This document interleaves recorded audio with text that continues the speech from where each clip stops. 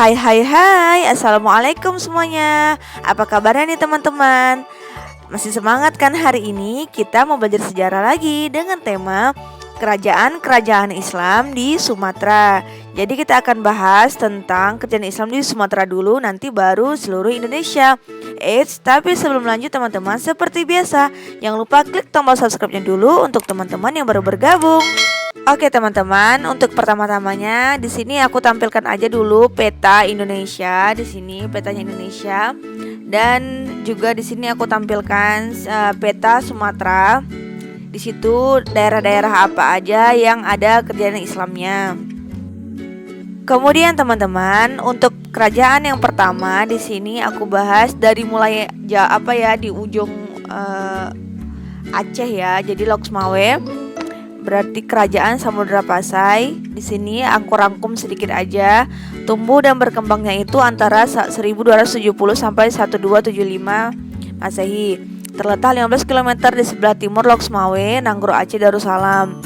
Ini nama raja-rajanya. Ada namanya Sultan Malik As-Saleh 695 atau 1297 Masehi. Terus Sultan Muhammad Malik Zahir 1297 sampai 1326. Baru Sultan Mahmud Malik Zahir 1346 sampai 1383.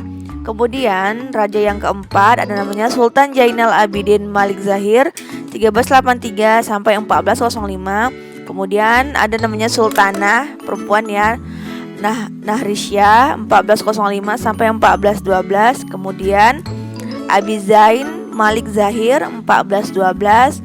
Dan yang terakhir itu Mahmud Malik Zahir 1513 sampai 1524. Kemudian teman-teman, di sini aku tampilkan sumber sejarah kerajaan Samudra Pasai. Sebenarnya banyak ya. Di sini ada hanya sedikit saja mengenai perjalanan kerajaan Samudra Pasai ini. Ini judulnya Suma Oriental, terus sejarah Melayu dan hikayat raja-raja Pasai. Di sini ada 3 buku tentang membahas tentang kerajaan Samudra Pasai. Kemudian teman-teman, di sini kerajaan Samudra Pasai di bidang politik.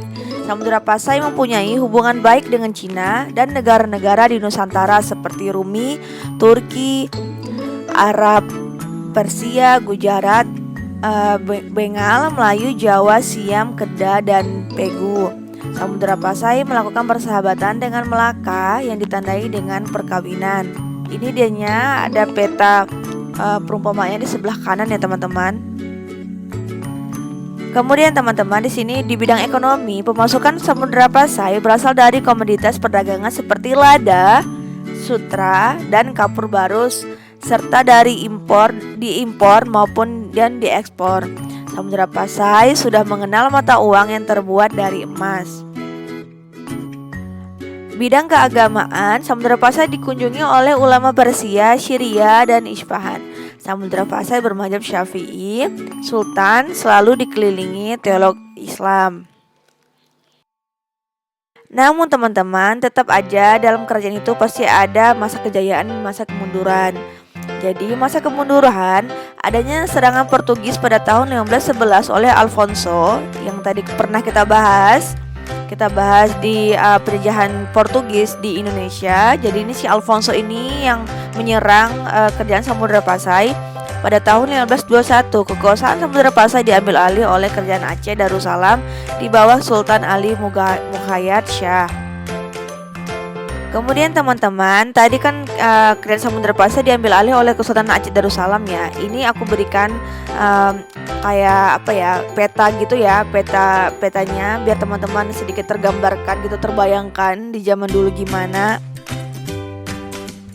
Dan di sini raja kerajaan Aceh Darussalam itu ada 4, Sultan Ali Muqayyad Shah 1514 sampai 1528. Kemudian Sultan Salahuddin 1528 sampai 1537. Kemudian Sultan Alauddin Riayat Shah Al-Kahar 1537 sampai 1568.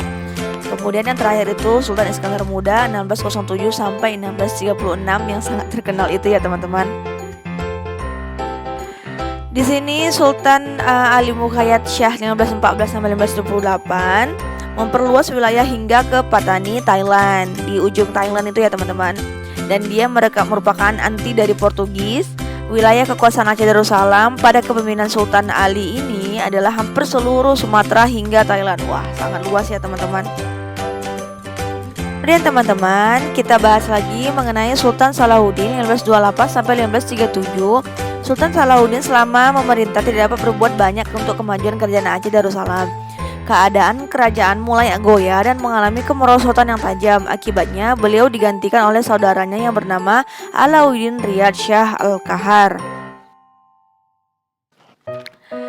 Kemudian Sultan Alauddin Riyad Shah Al-Qahar 1538 sampai 1571 ini beliau melakukan perluasan kekuasaan ke kerajaan Melaka, akan tetapi usaha tersebut mengalami kegagalan. Sultan Alauddin pernah meminta bantuan kepada kerajaan Islam di Timur Tengah.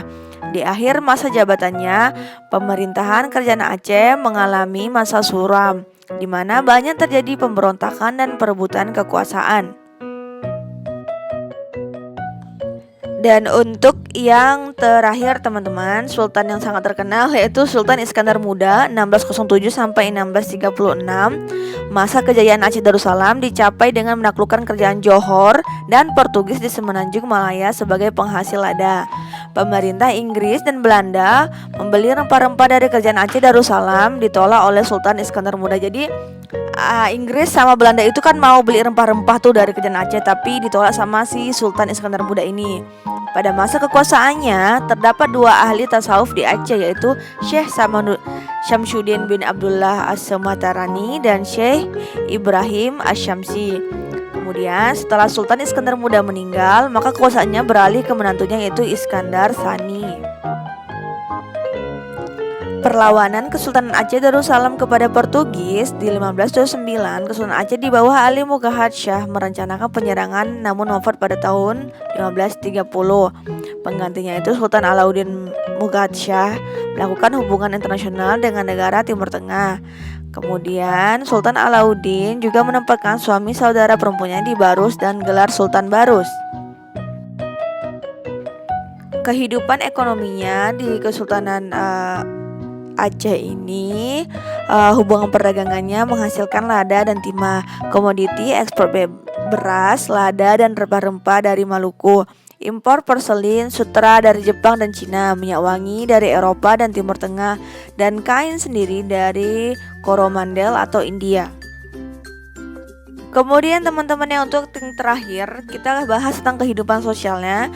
Perdagangan di Aceh ini menyebabkan munculnya feodalisme yang akhirnya bangsawan disebut Teuku dan pemuka agama disebut Tengku. Kehidupan Aceh pun dipengaruhi oleh agama Islam. Makanya Aceh itu disebut, Nanggur Aceh itu disebut sebagai Serambi Mekah gitu ya teman-teman. Gitu teman-teman, kita setelah selesai ngebahas tentang kerajaan Islam di Sumatera. Nanti kan kita bahas lagi tentang kerajaan selanjutnya. Thank you teman-teman sudah tonton video aku sampai selesai. Jangan lupa like, share, and subscribe. See you on the next video. Bye bye. Assalamualaikum.